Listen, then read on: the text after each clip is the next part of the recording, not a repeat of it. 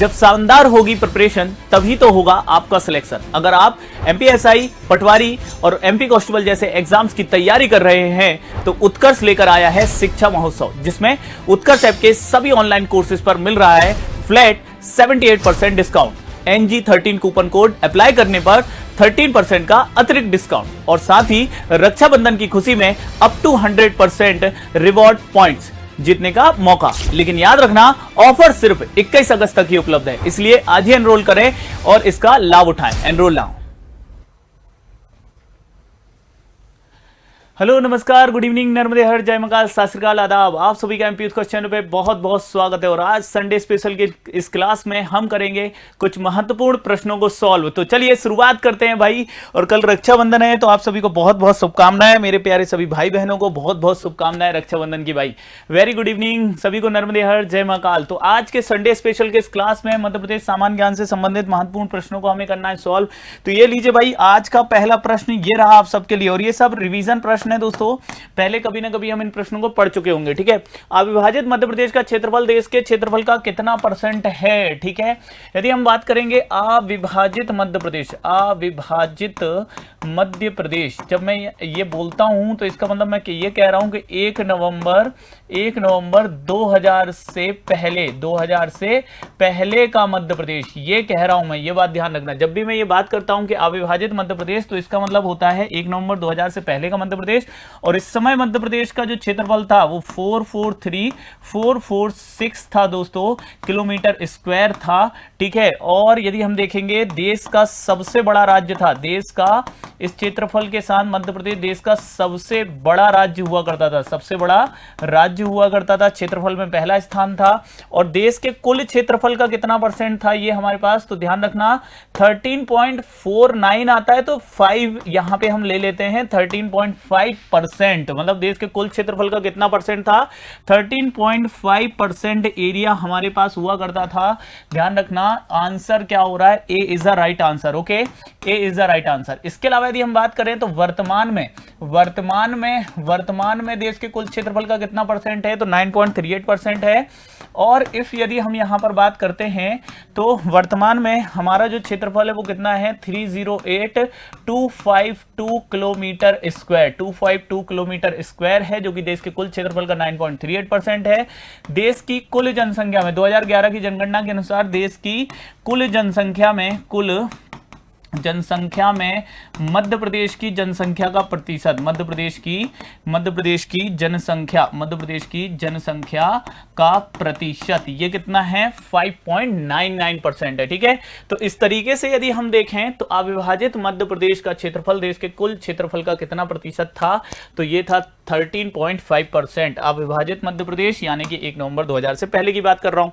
अब आगे बढ़ते हैं और अगला प्रश्न देखिएगा। राय बहादुर की उपाधि से सम्मानित डॉक्टर हीरालाल का संबंध मध्य प्रदेश के किस जिले से था? ठीक है, किस जिले से था ये पूछ रहे हैं, किस जिले से था?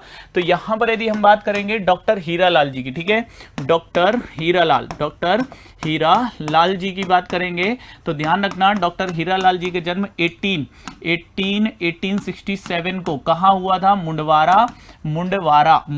और मुंडवारा किसका पुराना नाम था दोस्तों? तो ये कटनी का पुराना नाम था।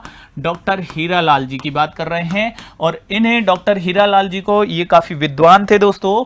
कहते हैं फ्रांस गवर्नमेंट ने इनकी मृत्यु के बाद इनका ब्रेन मांगा था रिसर्च करने के लिए, इतने ये विद्वान थे। इन्हें कई भाषाओं का ज्ञान था और इन्हें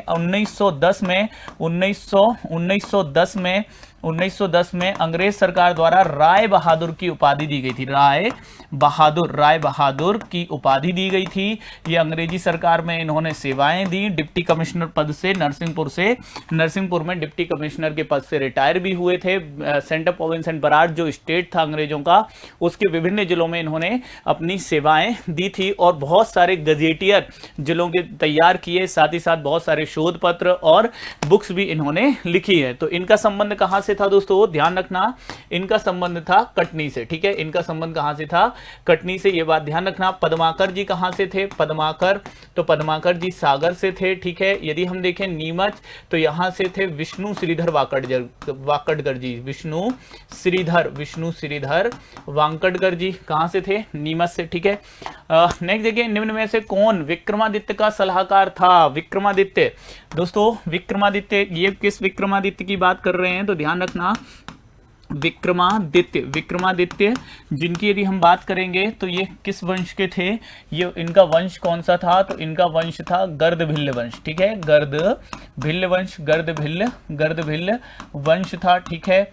और इनके यदि हम बात करेंगे तो इनके बड़े भाई कौन थे भाई, इनके बड़े भाई तो भर्तहरि थे, ठीक है, भर्तहरि इनके बड़े भाई थे, ठीक है, भर्तहरि इनके क्या थे, भर्तहरि इनके बड़े भाई थे, भर्तहरि इनके बड़े भाई थे। और यदि हम बात करें तो ये उज्जैन के शासक थे, उज्जैन के शासक थे। इन्होंने उज्जैन के शकों को पराजित किया था और उज्जैन के शकों को पराजित कर 57 ईसा पूर्व में शक या हम कहें मालव, ठीक है, शक मालव या हम कहेंगे शक बोल रहा हूं, सॉरी, इन्होंने 57 ईसा पूर्व में विक्रम मालव या कृत संवत चलाया था। कौन सा, कृत संवत चलाया था, किसने चलाया था, विक्रमादित्य ने। और इनके दरबार में 9 रत्न इनके दरबार में थे। हालांकि इन 9 रत्न को लेके विवाद है इतिहासकारों में, इतिहासविदों में, क्योंकि कुछ का मानना है कि भाई ये जो 9 रत्न थे ये चंद्रगुप्त द्वितीय विक्रमादित्य के समय थे, जबकि कुछ का मानना है कि नहीं, ये जो 9 रत्न थे ये हमारे गर्दभिल्ल वंश के उज्जैन के शासक विक्रमादित्य के समय थे। और इनके जो यदि हम बात करेंगे कि सलाहकार कौन थे, तो बेताल भट्ट को इनका सलाहकार कहा गया है। किसे इनका सलाहकार कहा गया है, तो ध्यान देना, क्वेश्चन नंबर 3 है बेताल भट्ट को। जी हाँ दोस्तों, बिल्कुल सभी का आंसर बिल्कुल सही आया है, Betal Bhatt is the right answer. Next देखें, मुकरता गॉर्ज की लंबाई कितनी है, मुकरता गॉर्ज, ठीक है, इसका निर्माण किसने किया है, इसका निर्माण नर्मदा नदी ने किया है। और यदि हम देखेंगे तो ये बड़वानी अलीराजपुर की जो सीमा पे नर्मदा नदी बहती है वहां पर ये मिल जाता है। और मुकरता गॉर्ज, और इसकी लंबाई लगभग 120 किलोमीटर बताई जाती है। कितनी बताई जाती है, 120 किलोमीटर बताई जाती है। तो आंसर क्या हो जाएगा, ए इज द राइट आंसर। 13-12 ये नर्मदा की लंबाई है, नर्मदा नदी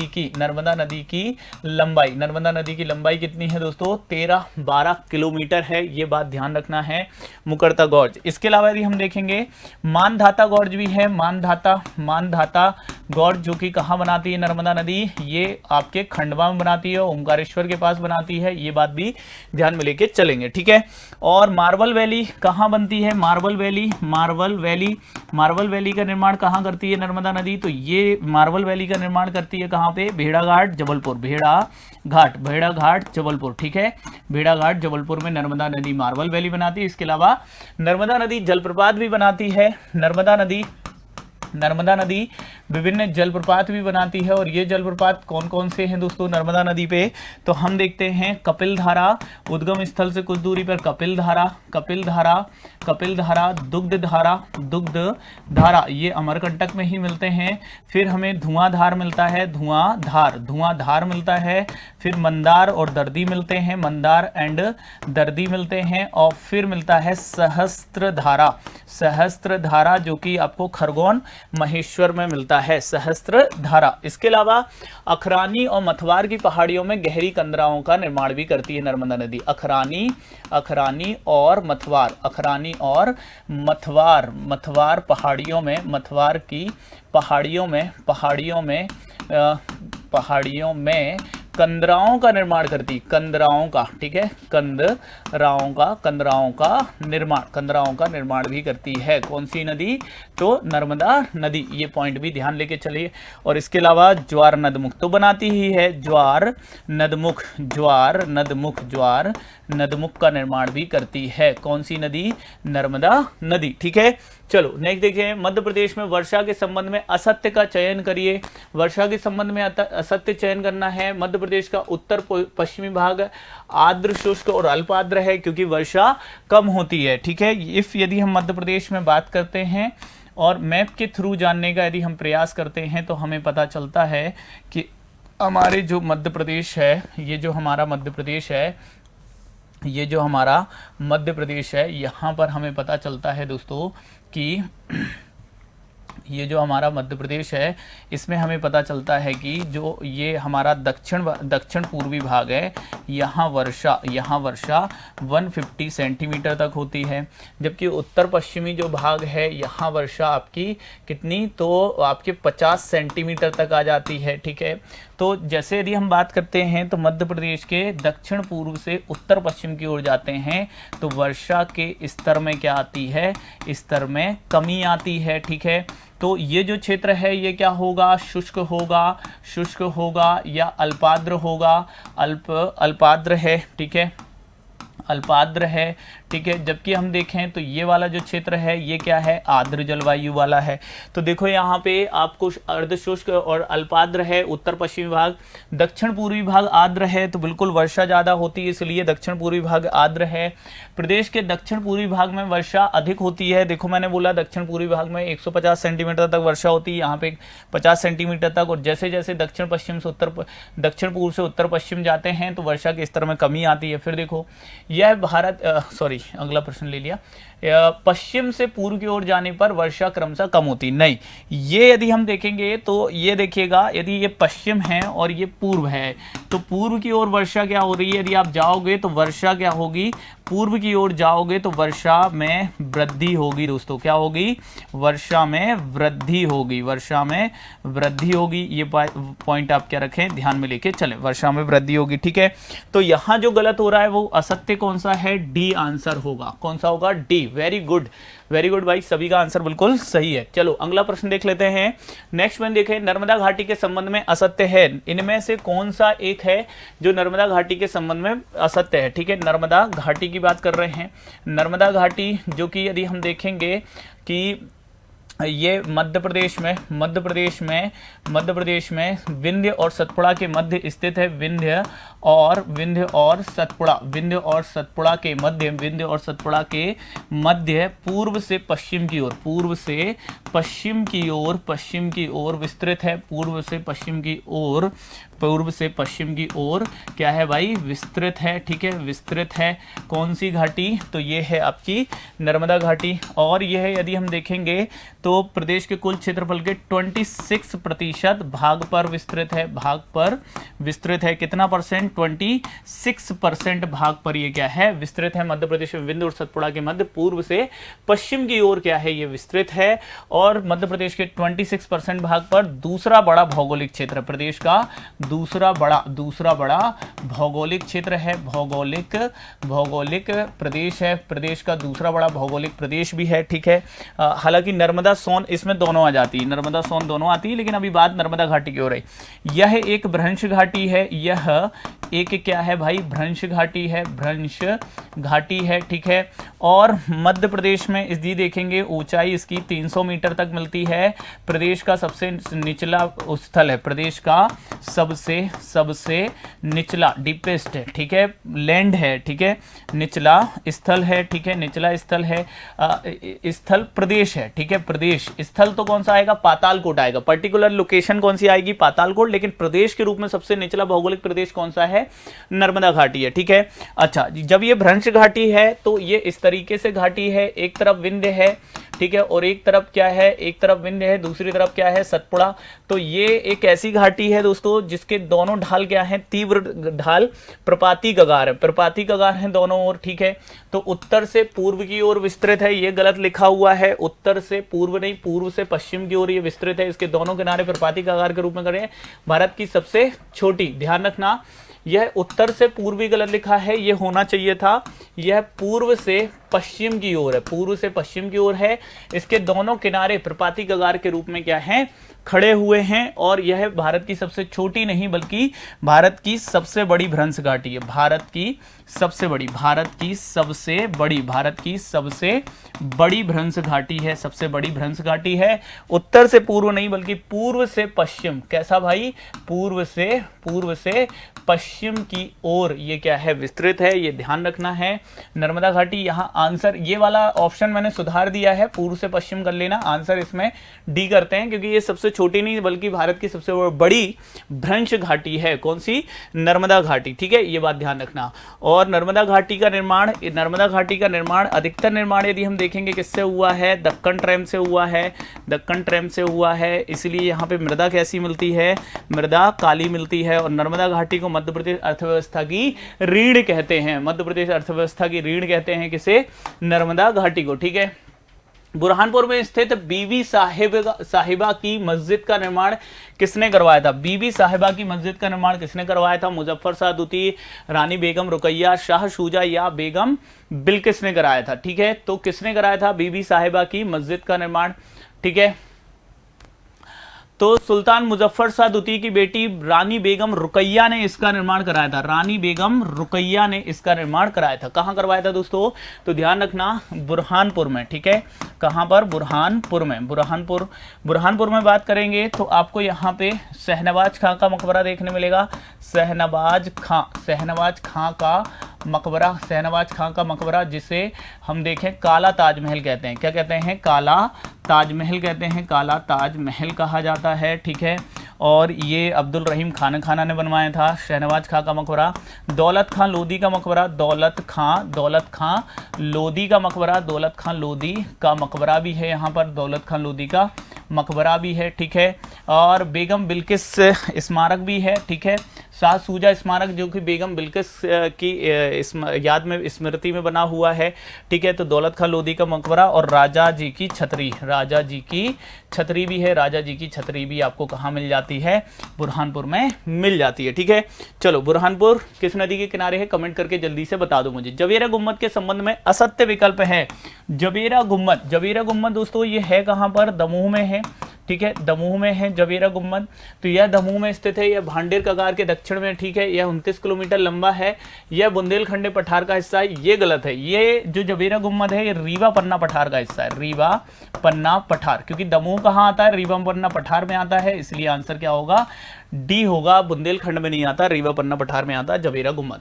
ताम्रपाषाणकालीन स्थल महिदपुर किस जिले में है? ताम्रपाषाणकालीन स्थल महिदपुर का किला भी है दोस्तों, जो कि उज्जैन में आता है, महिदपुर का किला जो कि उज्जैन में आता है। मध्य प्रदेश में यदि हम ताम्रपाषाणकालीन स्थल देखेंगे तो हमें नावदा टोली मिलता है, नावदा टोली मिलता है, कायथा मिलता है, डांगवाला मिलता है,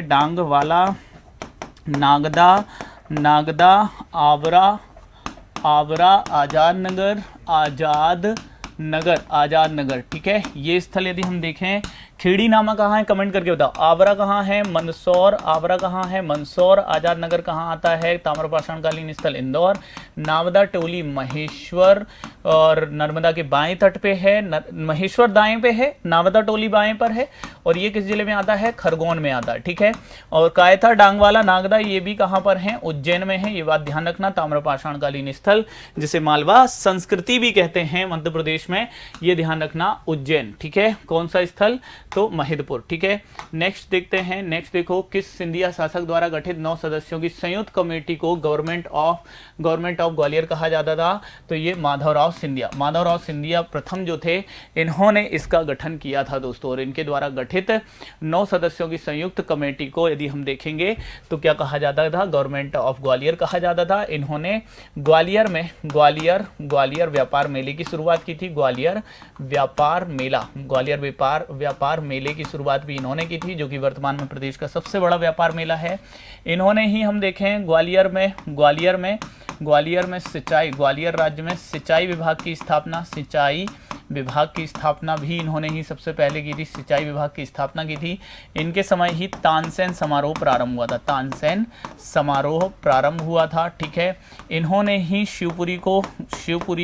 शिवपुरी को ग्रीष्मकालीन राजधानी बनाया था, ग्रीष्मकालीन मान लो इनके उपलब्धि आ गई, कार्य आ गए, तो ग्रीष्मकालीन राजधानी बनाया था किसे?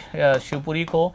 इन्होंने ही यदि हम देखेंगे तो कूनो कुमारी एक्सप्रेस चलवाई थी, कूनो कूनो कुमारी, ठीक है, कूनो कुमारी, कूनो कुमारी एक्सप्रेस भी इन्हीं के समय चली थी, एक्सप्रेस रेल लाइन बिछवाई थी, इनके समय ही सांख्या सागर झील का निर्माण हुआ था। सांख्या सागर झील का निर्माण इन्होंने मनिहार नदी पर बांध बना के करवाया था, ठीक है, मनिहार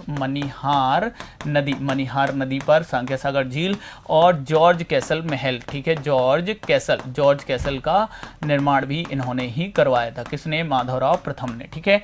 सो ये पॉइंट आप ध्यान रखना। मान लो माधवराव सिंधिया प्रथम आते हैं और उन पे टिप्पणी करने पूछ देता है, तो ये उनके प्रमुख क्या हैं? कार्य हैं, ठीक है। चलो आगे बढ़ते हैं। जीवाजी राव सिंधिया, ध्यान रखना, 1947 के समय। और महादजी सिंधिया, ये सबसे प्रतापी थे, सबसे प्रतापी सिंधिया शासक यही हुए थे। ये 1761 के पानीपत के युद्ध में भी थे, पानीपत के युद्ध में थे। और जयाजी राव सिंधिया ये 1857 की क्रांति के समय थे, इन्होंने ही जयविलास पैलेस और मोती महल ग्वालियर का निर्माण कराया था। किसने? जयाजी राव सिंधिया, ठीक है। ये सारे कार्य किसने करवाए थे? तो ये करवाए थे माधवराव सिंधिया ने, ठीक है, माधवराव सिंधिया ने करवाए थे, ये बात ध्यान रखना, ठीक है। चलो आगे बढ़ते हैं, अगले प्रश्न की ओर चलते हैं। 2011 की जनगणना के अनुसार अलीराजपुर जिले में कितने प्रतिशत जनसंख्या साक्षर है? 36.1%। भारत में सबसे कम साक्षर जिला, भारत में सबसे कम साक्षर जिला, ठीक है, कौन सा था? तो ये ध्यान रखना, अलीराजपुर ही था। निम्नलिखित में से मध्य प्रदेश के किस पठार में मलबा ढलान और पेडीमेंट जैसी बहुआकृतियां देखने के लिए मिलती हैं? तो ये मालवा के पठार में ही देखने के लिए मिल जाती हैं। पग पग रोटी, डगडग रोटी, पग पग नीर कहाँ के लिए प्रचलित है? तो ये मालवा के पठार के लिए प्रचलित है। 28% में विस्तृत है, सबसे बड़ा पठार है मध्य प्रदेश का, सबसे बड़ा पठार है। दक्कन ट्रैम की चट्टानों से बना हुआ है, दक्कन ट्रैम की चट्टानों से बना है। काली मृदा पाई जाती है। यहाँ की जलवायु कैसी है? तो यहाँ की जलवायु ध्यान रखना, समशीतोष्ण है, सम जलवायु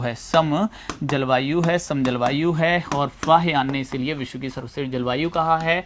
इसे गेहूं की डलिया भी कहते हैं, गेहूं की डलिया भी कहते हैं। और मध्य प्रदेश में आर्थिक रूप से सबसे समृद्ध पठार यही है, मालवा का पठार, ठीक है। नेक्स्ट देखते हैं, भारत में अंग्रेजी राज्य नामक पुस्तक किसने लिखी है? भारत में अंग्रेजी राज्य नामक पुस्तक के लेखक कौन है? जल्दी से बताएंगे भाई। तो सुंदरलाल तपस्वी जी जबलपुर कांग्रेस के क्या रहे थे? अध्यक्ष भी रहे थे।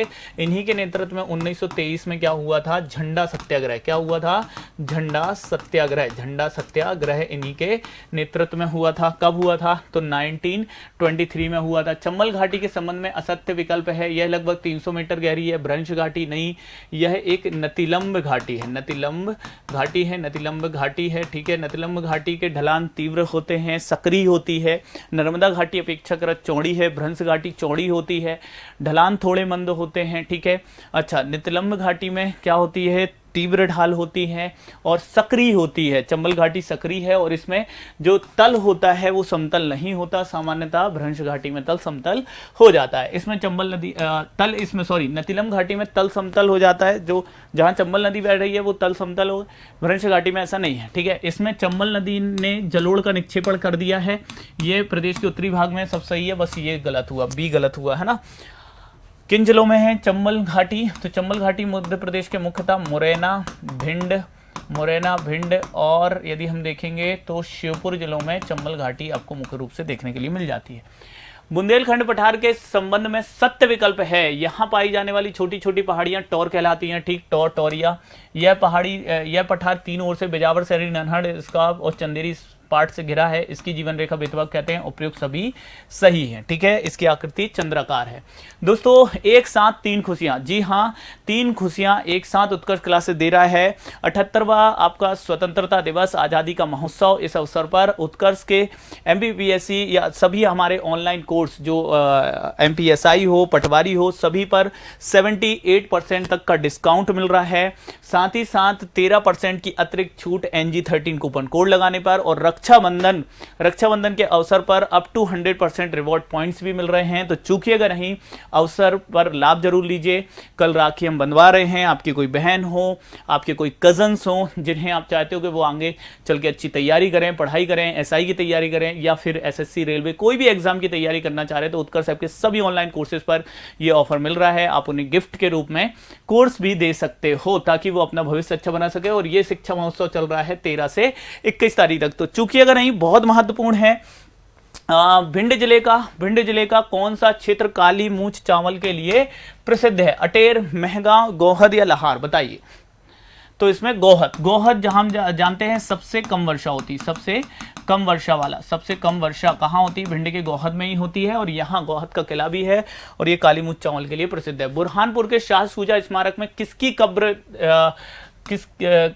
शाह सूजा स्मारक में किसकी कब्र स्थित है? किसकी कब्र स्थित है शाह सूजा स्मारक में? तो ध्यान रखना, शाह सूजा स्मारक, ठीक है, शाह सूजा की पत्नी, ठीक है, शाहजहां का बेटा था शाह सूजा, उसकी पत्नी बेगम बिल्किस की कब्र है। यहाँ पे किसकी कब्र है? बेगम बिल्किस। जबकि हम जानते हैं कि मुमताज की प्रारंभिक कब्र ये भी कहां पर थी? तो ये थी बुरहानपुर के किले में, बुरहानपुर के किले में थी। बुरहानपुर के किले में यदि हम देखेंगे तो मुमताज की प्रारंभिक कब्र थी। निम्न में से किस नदी पर चौसला बांध निर्मित है? चौसला बांध किस नदी पर निर्मित है? नर्मदा, चंबल, शिवना या क्षिप्रा? तो ये किस नदी पर है भाई? शिवना नदी पर है। कौन सा बांध? चौसला बांध। शिवना किसकी? चंबल की सहायक नदी है। शिवना पर मंदसौर स्थित है, आवरा भी स्थित है, और पशुपतिनाथ का मंदिर है। त्रिपुरी अधिवेशन के दौरान अध्यक्ष पद हेतु चुनाव में नेताजी सुभाष चंद्र बोस को कितने मत प्राप्त हुए थे? 1580 हुए थे। पट्टाभी सीतारमैया जी को पराजित किया था, 203 वोटों से पराजित किया था। 52वां अधिवेशन मानते, एक विशेष अधिवेशन जोड़ने पे 53वां कुछ जगह लिखा रहता है, अदरवाइज 52वां अधिवेशन था त्रिपुरी अधिवेशन, जो कि मध्य प्रदेश के जबलपुर में हुआ था। और ये कब हुआ था? 1939 को हुआ था, 29 जनवरी को वोटिंग हुई थी, ये बात ध्यान रखना, ठीक है। भारत छोड़ो आंदोलन के दौरान किस जिले में हुए ब्रिटिश विरोध को कर्रापुर विद्रोह के नाम से जानते हैं? भारत छोड़ो आंदोलन 1942, भारत छोड़ो आंदोलन 1942, और इस दौरान यदि हम बात करें कर्रापुर विद्रोह के नाम से किस स्थान पर? तो सागर जिले में हुए एक आंदोलन को कर्रापुर विद्रोह के रूप में जानते हैं, ब्रिटिश विरोध किया गया था, ठीक है। तो दोस्तों चूंकि कल त्यौहार भी है, रक्षाबंधन भी है, लेकिन हमने कहा कि आपका कारवार रुकना नहीं चाहिए, आपकी पढ़ाई, आपका रिवीजन रुकना नहीं चाहिए, इसलिए हम ये सेशन आपके लिए लेकर आए। अब बहुत महत्वपूर्ण जानकारी, ध्यान से सुनना। आप उत्कर्ष ऐप चला रहे होगे, मुझे मालूम है आप सब उत्कर्ष से जुड़े हो, तो उत्कर्ष ऐप आपके मोबाइल में होगा, उसे अपडेट कर लेना। अपडेट क्यों कर लेना? क्योंकि ऑनलाइन कोर्सेज अब प्राइम फीचर्स के साथ आपको मिल रहे हैं, रिवीजन कोर्सेज भी मिल रहे हैं, उसमें मॉडल टेस्ट सीरीज मिलने वाली है, अनलिमिटेड आस्क डाउट है, अनलिमिटेड क्रिएट टेस्ट है, आप खुद भी टेस्ट क्रिएट कर सकते हो अपना, प्रिंटेड बुक्स भी, एंड मैनी मोर, है ना। बहुत सारी चीजें आपको इसमें अपडेट करके हम दे रहे हैं, तो ये सारी चीजें आपको मिल जाएंगी। मतलब प्रिंटेड बुक्स का भी आपको ऑप्शन इसमें मिल रहा है। आज ही उत्कर्ष ऐप अपडेट करना है आपको, है ना, तो आप उत्कर्ष ऐप जरूर अपडेट कर लो, आपके लिए बहुत क्या हो जाएगा, महत्वपूर्ण हो जाएगा। बहुत सारे फीचर्स में बदलाव किए गए हैं, ठीक है, तो आप इन सारे फीचर्स का लाभ उठा पाएं, इसलिए आप उत्कर्ष ऐप को अपडेट कर लीजिएगा, ठीक है। तो दोस्तों इसी तरीके से पढ़ते रहिए। कल भी हम लोग मिलेंगे, कल भी रहेगी, रक्षाबंधन है लेकिन कल भी हमारी क्लास रहेगी, तो आप सब जरूर जुड़े हमारे साथ, ठीक है। और MPPSC उत्कर्ष पे भी कल रहेगी, इस पे भी रहेगी, तो हम लोग डेली ये क्लासेस करने वाले हैं, ठीक है। इस सेशन के लिए आप सबको बहुत बहुत धन्यवाद, थैंक यू सो मच। और आप सबको एक बार फिर रक्षाबंधन की बहुत बहुत शुभकामनाएं। अपने भाई बहन के भविष्य के लिए आप उत्कर्ष के साथ जुड़ सकते हैं और उनको भी सजेस्ट कर सकते हैं, क्योंकि अभी बहुत अच्छा लाभ दे रहा है उत्कर्ष, मतलब शिक्षा महोत्सव के अंतर्गत, तो उसका लाभ भी दीजिए, ठीक है। और सेशन अच्छा लगा हो कमेंट करके जरूर बताना। इस सेशन के लिए बहुत बहुत धन्यवाद, थैंक यू सो मच, जय हिंद।